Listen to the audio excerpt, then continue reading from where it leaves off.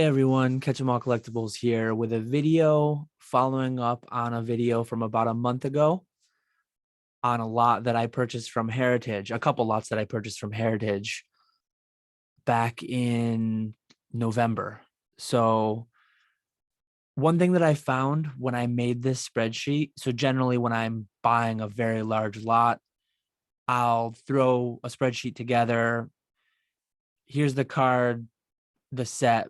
Some of these were first edition, some of these were shadowless, the grade, and I'll do quickly just last sold, low list, and then what would I list at and what would I net, and then I just total that up to get an idea for what I could get out of reselling the items in the lot. As I mentioned when I made the initial video, this was a very ill-advised, in my opinion, collection of cards to put together. It was a complete base set, part shadowless, part first edition, though, grades varying anywhere between PSA 5 and PSA 10.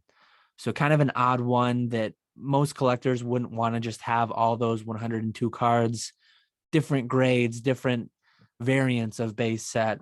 So I kind of went into it figuring that I'd be bidding against other resellers. And at the end of the day, I needed to secure my boy Squirtle Squad. So yeah, I've got him running down the whole side. So as we go through the spreadsheet, he'll always be in view. But yeah, I ended up winning a lot, and we'll see here. Everything in green is what's already been sold, and everything in gray or white is still listed on my eBay, available for sale. But yeah, as I've mentioned in prior videos, I think the two most important things for determining a price to set is the lowest listed on eBay. The lowest available is kind of your main competition. A lot of people search an item into eBay and they sort by listed high to low or low to high. So if you're lowest listed, if you undercut the other listing, you're going to be first in people's search results and you're more likely to sell. You're also the best deal, right? I mean, so you're more likely to sell. You can see I made a decent bit of sales of some of the higher end, the holos from the various sets. As we work our way down, I guess a little bit more commentary I should add to this too. When I first started looking at the lot, when it was active on Heritage, I threw together a spreadsheet, not exhaustive as this currently is, listing out every card. I do this just for the benefit of YouTube, for the benefit of the video. But I started out just with all the holos, and then like there's a PSA 10 Yellow Cheeks Pikachu, a couple of the other more heavy hitters, some of the PSA 10 base first edition. And when I did that back in November, I determined what my max bid was going to be, placed my bid, ended up winning. Well, Heritage took 6 weeks or so to get the items to me, and then I took another few weeks to get them listed. I made the video on this purchase early January, and I don't think I started listing these items until mid-January. So these have only been up for about 2 weeks now. This video should be going live on February 7th. So one thing that I noticed, and part of why I was bidding on this lot fairly aggressively, is I feel like base set, shadowless, and first edition, in my opinion, are getting too cheap. They're kind of falling with all the other cards. A lot of the Pokemon market across the board, not everything. Certain things haven't dropped a bit. Certain things haven't lost any dollar amount throughout this whole bubble pop, whatever you want to call it, retrace. But base set, first edition, and shadowless, especially the higher grade stuff, felt like it was getting too cheap to me. And in the 2 or 3 month lag from when I priced out what I was going to bid to when I was pricing out what I was going to list at, a lot of these numbers went up. So I actually saw some successive sales instead of continuing the trend down, actually heading up. So I benefited a bit from my and Heritage delay getting these back onto the market. So that worked out well. I do have all these for sale, so I'm looking to move them because I can secure a good margin on my flip. But I do have faith in a lot of this stuff long term. I'm not calling a bottom. I'm not saying go out and invest, but for me, I feel pretty comfortable buying a lot of this stuff in lots at a fraction, at some fraction of what I deem market price for the day. So I'm not paying full market on any of this stuff, generally speaking, but I feel comfortable buying large lots of this for resale because I feel like we're at a point potentially near the bottom. So as we move our way down through, you can see in the K column, there's some notes, like a couple of them ended up being gray stamps. I usually don't have a good eye for that. Some people actually like messaged me, hey, is that a gray stamp? Yeah, I didn't realize. If they wanted to buy it at the price I had it set at, I let them. If they didn't, I bumped up the price on some of them. I'm not a big variant guy, but some people are. There's a Yellow Cheeks Pikachu. I have a bit of a history with that one. I mentioned a few months back, several months back, probably. I bought Yellow Cheeks thinking it was a red and didn't do too well on that flip. So Squirtle, I don't have a list price for because he's a collection piece forever. If you look here, it's a mint 9 with an MK qualifier, which means marked. Somebody sharpied on a raw mint Squirtle and then sent it in for grading and got it encapsulated. So that's the story of that Squirtle. Interestingly, when you look through like what's sold, a lot of the low end ones, like an Onyx PSA 6 for $20, a couple PSA 5s, seems like the super low end, super cheap stuff. And then the better stuff, like the PSA 9 base first edition Blastoise, a lot of the PSA 10s are selling.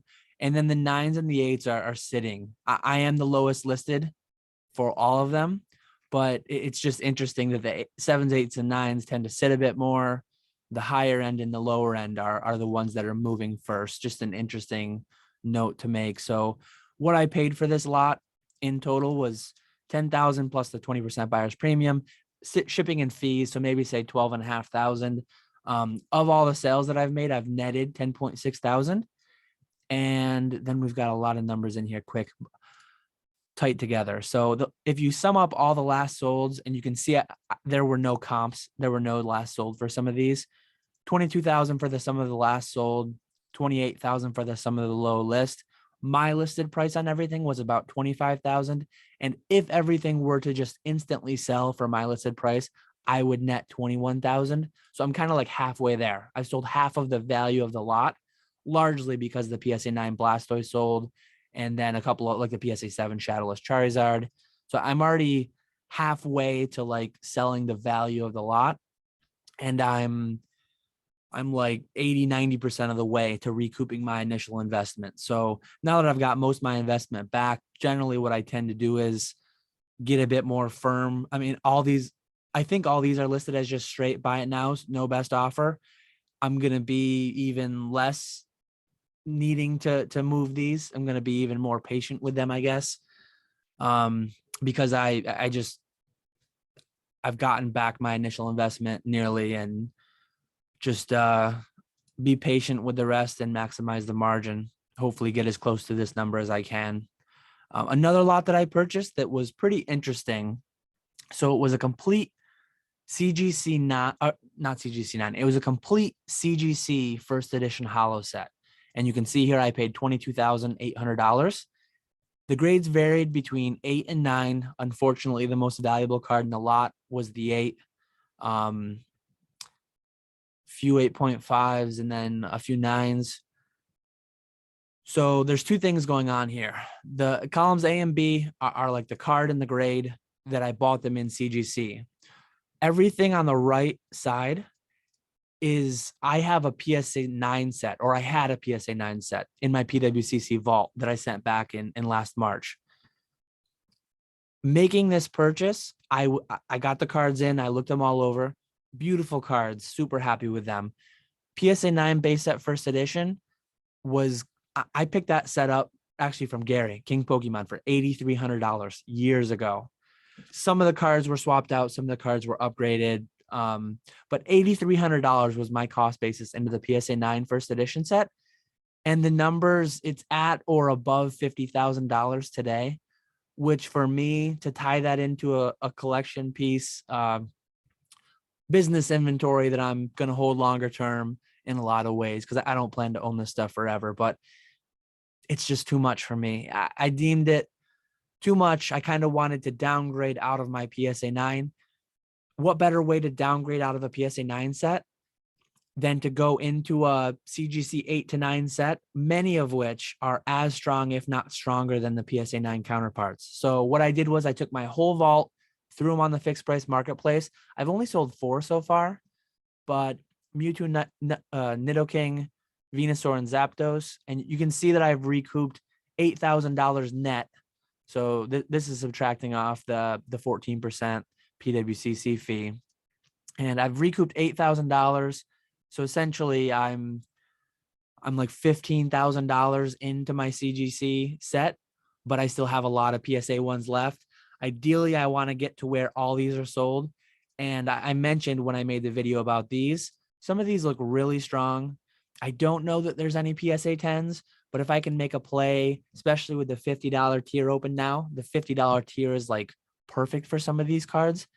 I probably will crack and try to cross some of these into PSA 9s, maybe PSA 10s if I get lucky, a bit lucky, or if some of these are just really clean examples. But first pass, I didn't see any PSA 10s that like jumped out at me. Oh yeah, that's definitely going to be it. So it'll probably be the case of either crossing from CGC 9 to PSA 9 just to get the bit more market acceptance and liquidity, or potentially like an 8.5 to a 9 to not only get the additional acceptance and liquidity, but get a bump up in grade too for even more additional value.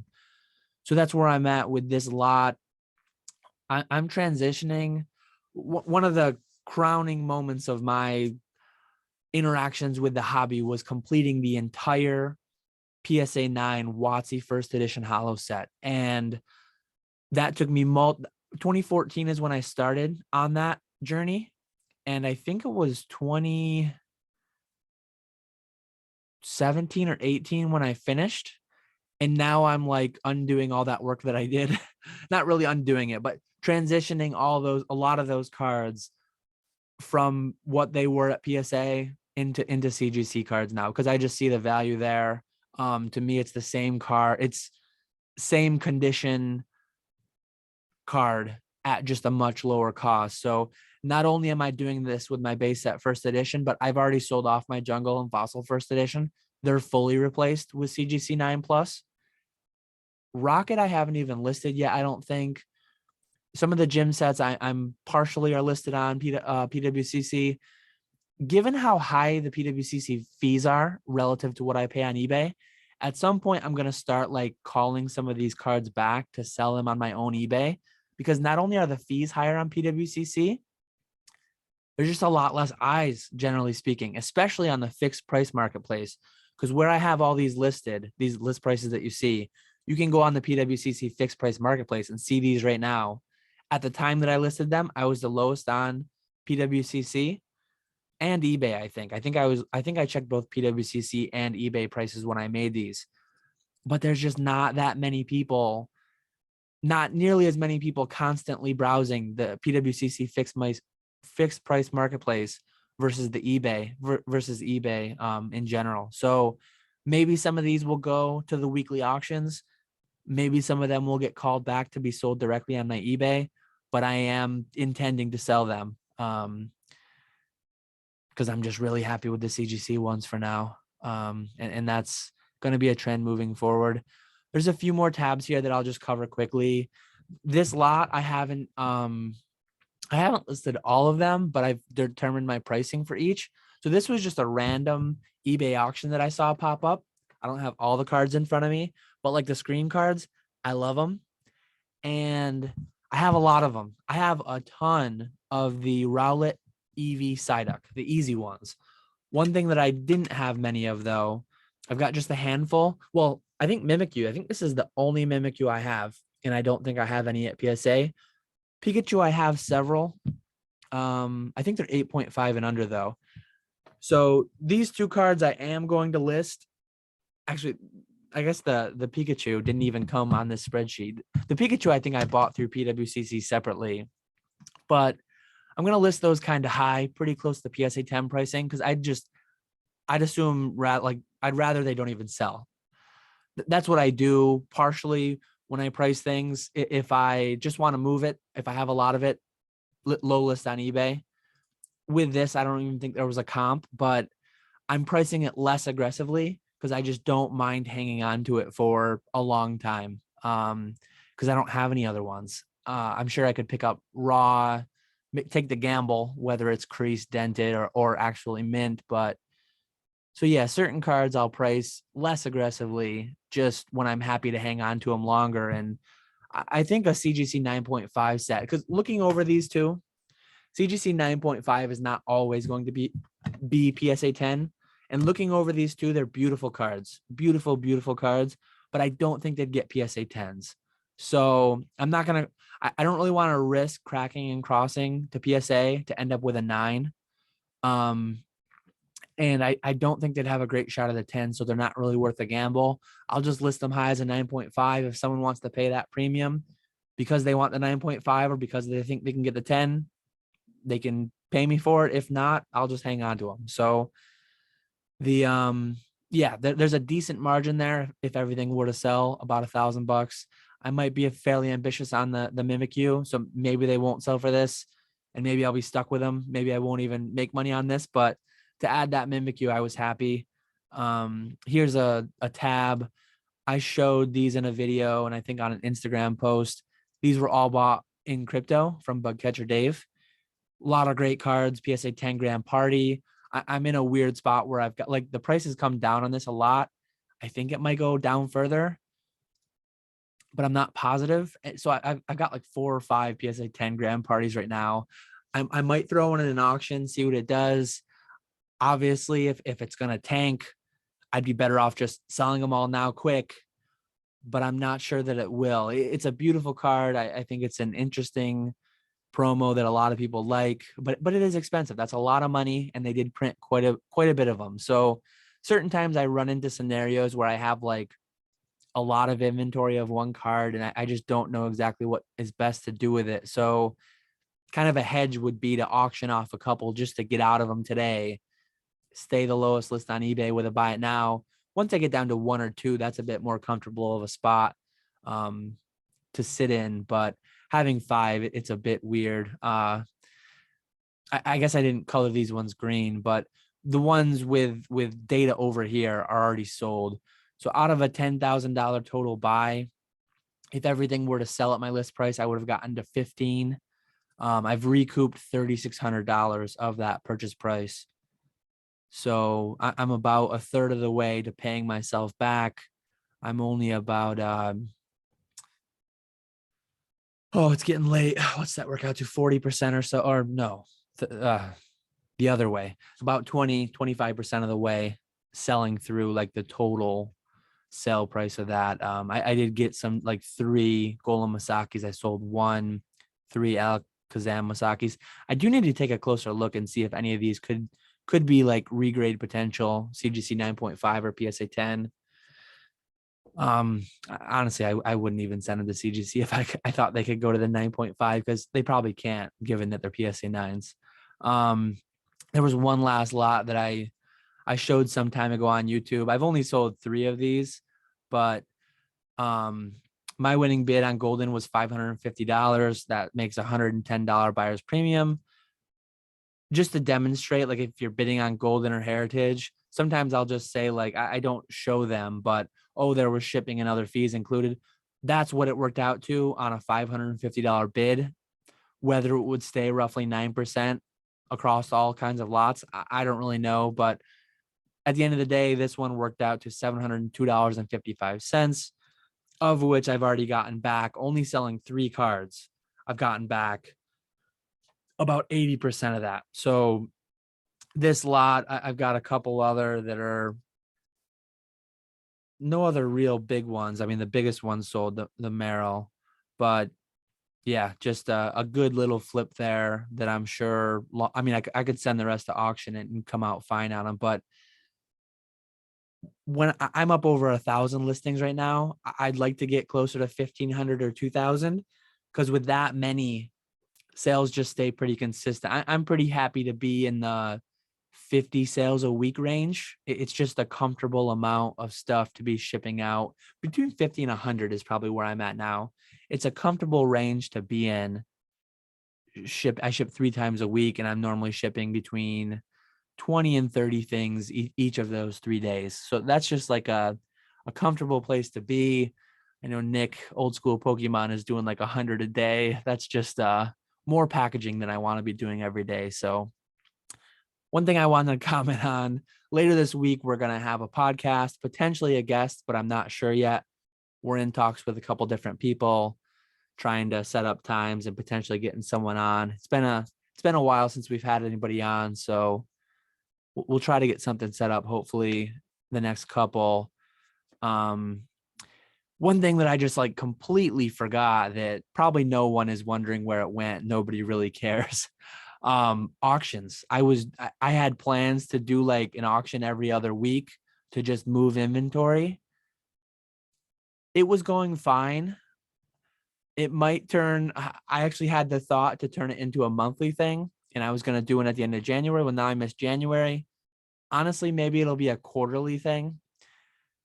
It wasn't that interesting to make for me. I don't think it was that interesting to watch, but and maybe it was a bit too frequent too. Putting up 30 to 100 items every 2 weeks, I was going to run myself out of inventory. Maybe it'll be like a quarterly thing. I just throw up like 50 to 100 slabs, make a quick video on it, see what happens. But quarterly means I've got about a month to set up my auction block. So I think I can adhere to that, but we'll see. I usually don't like setting something up and then not like following through with what I said. And the 2 weeks just fell off quick because I just forgot about it. But yeah, anyways, that's everything I had for today. Hopefully it gives you a little bit of insight into like how I go about setting my prices. As far as like what I bid on a lot, here you can see I won it for 12. I think my max bid would have taken this one up to like 13 or 14. I wanted my purchase price to be roughly 50% of what I was going to list it at. That leaves quite a bit of room for profit, but there also is some amount of risk in this. If prices were to continue tanking on this and it took me 2 months to get them listed from when I paid, I would have been hurting. So with a big lot like this, not that it's a ton of work, but it is 102 cards to list, pack, ship. But yeah, one question that I get relatively frequently is like, what percent of market do you pay on a lot? It varies a ton. If it's one single card that I think I can sell pretty quickly, I might pay as high as 80%, $8,000 on a 10 grand card to make a quick $500 if it's super liquid and almost like if I have a buyer lined up. But if it's something that's going to be slow, if it's something that's going to take me a while to get it, and there's a risk that the price continues going down on it, I might look to pay 30 to 50% of current market. It just varies a ton. This lot, you can see this lot's tougher because it's CGC, and I didn't even comp out all the CGCs. I just knew what I had into the PSA ones, and this seemed like a pretty reasonable price to me. If you went through, I don't have it here, but if you went through and you added up the PSA 9 price, let's do just the 9s, just the ones that were 9s in the lot, added up to 21,000, and then the Charizard 8 was like 10,000 in PSA. So you've got over 30 grand if these cards were the PSA grade. And so I felt really comfortable at 23. I think my max right there was 21,211 plus buyer's premium. So I was comfortable paying over 25 for that total, and I got it for 23. So I did well there. What percent of market that was, it is really hard to say. But in the back of my mind, I'm like, I'm going to pay 25 on this. I'm going to profit 25 selling my $50,000 PSA collection. Like roughly, that was roughly what I was thinking. This lot, I was buying as much as a collector as I was buying as like a business. So sometimes I'll overpay. Sometimes I'll pay market or above to grab a certain card that I want. for my inventory or collection, and it just varies a ton. There's no like single rule, pay 70% on everything, pay 40% on everything. It's going to vary. I mean, you can, if you want to just pay 40% on everything, bid 40% on 100 things a day, and you'll probably win some amount of it. Oh, that's an old collection from last summer I've done videos on. But yeah, that's everything for today. I kind of tailed out there at the end quite a bit. As always, feel free to let me know if you've got any specific questions, if you want to see any certain specific video. I did in my recent video where I crossed a bunch of cards from CGC to PSA, somebody did comment if I could do a video on cracking cards out of cases. So I probably will do that, because some amount of these might get cracked. I've got some other old PSA slabs that need to get cracked. I've got some like scratched case slabs that just mismatched labels, whatever they are. I just need to crack them and get them regraded. So I can do a video on that at some point in the coming weeks too. But yeah, that's everything. I appreciate you all watching. I will catch you all later.